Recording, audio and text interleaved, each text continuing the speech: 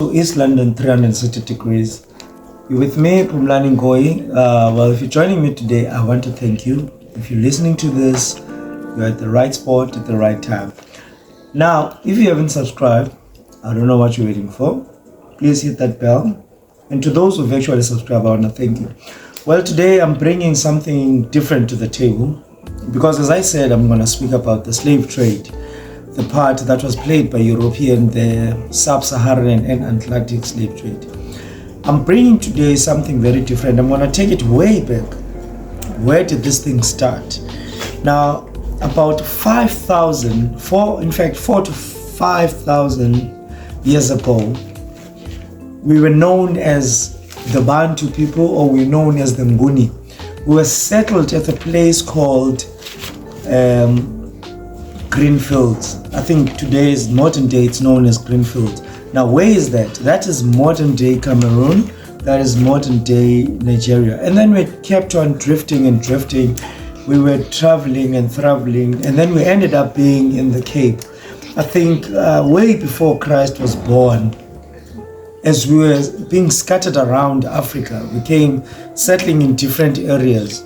Now, with that having said, the pivotal point, when did it start? When did the shift and change into our civilization, into our life? When was our life disturbed? I will take it back to 1488. Fika kwalo tata lo, known as Bartholomew's Diaz. Forget what you told in school, because eskolweni they're actually lying. They are liars. The syllabus that they're giving to the children, it is a lie. I was told that Jan van Riebeeck was the first person to land in the Cape. In fact, he was not. Bartholomew's Diaz was aboard 3 ships that came to the Cape. He came along the region of what you call Angola. If I'm not mistaken, yes, he came down Namibia side until he landed in the Cape after 10 days, as he was in the middle of Africa, because the Portuguese, remember, they were the ones that were doing slavery, a lot of slavery. So when they reached the Cape, the Bushmen, the Khoisan, they were established. These people were living their lives, they were enjoying life, and they were happy, they were farmers. So when Bartholomew's Diaz came here, started trading with them. Now, on his heels, there was another man hot in his heels called Vasco da Gama. I think he arrived in the year 497. So not so many years apart, Vasco da Gama arrives. Boom. Now, this is way before Jan van Riebeeck. In fact, this is way before. So around about 1503, another sailor from the same region, which is Portugal, came a gentleman by the name João Alves. I think, yeah, that's his name. So by this time, when he came, sorry about that, I need to put some little bit of reaction. So when he came, this gentleman, he went to Brazil. They wanted to establish this kind of colonies, slave trade. And let me tell you, one of the most lucrative things at the time was slavery, because for one slave you were making about $1,400 if the slave was fit. And you must remember, Africans were fit, yeah? They were powerful. Now, let's delve more on Bartholomew's Diaz. He had a general. And this general that he had wanted to trick the Khoi people. Now, in what way, you may ask? They wanted cows, they wanted livestock, they wanted the sheep, because they did not have all these luxuries that the African people have. So what he did is, they came, they gave them mirrors, they gave them irons. Then the Khoisan said, no, asifuni zibhili, we don't want all these things. Then there was a conflict, there was a fight. One of their generals was killed. And at the time, his general was Antonio de Saldanha. He was the commander of the fleet coming into the Cape. He was stabbed along with 67 Portuguese that were trying to steal from the Khoisan. Now, there's something that is confusing in history, because I told you that I'm going to drag it back. So it started from 1488. Now, this is 1503 or 1504, around about those years, when Antonio is killed by the Khoisan.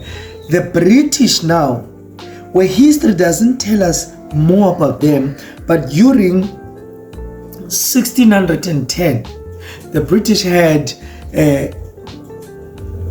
interest in Africa. Now, this is where I find this confusing, because the English, the history of the English, when did they arrive, is a little bit hidden, because this is before Jan van Riebeeck. Let me tell you, this is before Jan van Riebeeck. Jan van Riebeeck at the time, he's busy, he's there at Vietnam, what we call Vietnam today.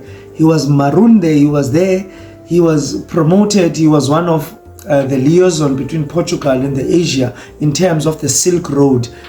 All of that, he was there. He was the one doing things. So in 1610, not to divert more or move away from what I was saying, 1610, the British took a person to go with them to England in order to have negotiations. Now, why did they take the slave? Because they wanted to have an educated person where would understand English and understand the local language, where the local language, remember, was full of cliques.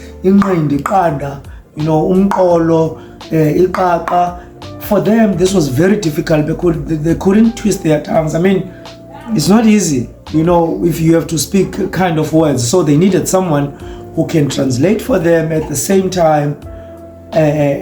So they were looking after their interest. Now, Jan van Riebeeck, let's come to him. 1652. When Jan van Riebeeck was caught by the company he was working for, which was the Dutch East India Company. Now, this was the pivotal point in our history, because the people that were here, the first Europeans that were here, they were not as drastic, they were not savages, they were not as bad as he was. When Jan van Riebeeck was caught by Dutch East India Company for doing wrong things as he was put in charge, so instead of him trading for Dutch East India Company, he was trading for himself. He was stealing. Then he was caught. They banished him. So by the time that he was banished, now history gets confusing again. The time he was banished, a refreshment station.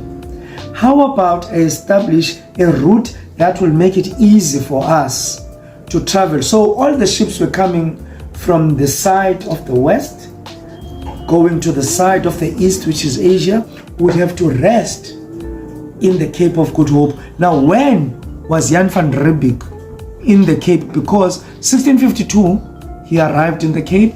He did what we call the Cape of Good Hope. Ne? Yes. But before that, when did he know about a place called the Cape of Good Hope? So where is that information? There's a void there. Okay, he arrived 1652. One thing he arrived with 3 ships. One of them was called Dromedaris. That was the one that he was aboard. He was aboard Dromedaris. There was Rujida. I think that was the one. The other one, I just forgot its name. So when he arrived with 11 slaves. Now, what did Jan van Riebeeck do? He took land by force. He started planting crops. He started killing the people that were living in the land. He did not come for negotiations, because this man, remember, he had ambition. He used to trade for himself instead of the company, so he was full of tricks. He killed the local people. Now, one of the things that Jan van Riebeeck did, traded with slaves. He took about 7,000 slaves from Malaysia. Remember, he knew the land from the east, so he already had establishments that side. He brought the slaves to the Cape. Now, this is where we are at. Now, this is before he encountered the Xhosa people. Now, I'm still going deep, but I'm gonna leave it here for today. I'm still going deep where you will know when did Jan van Riebeeck encounter the Xhosa people and what were the relationships, and when did the ship 1820 when it arrived coming from Britain, and why did the British land in Algoa Bay. Also, that's coming. Just stay tuned, and I'm taking this one step at a time. Remember, we're going deep on Jan van Riebeeck, on because his brother was given land where today, Vergelegen, it's a farm in Cape Town. We're going into that next week. So I'll see you next week again on my next video. Thank you for watching.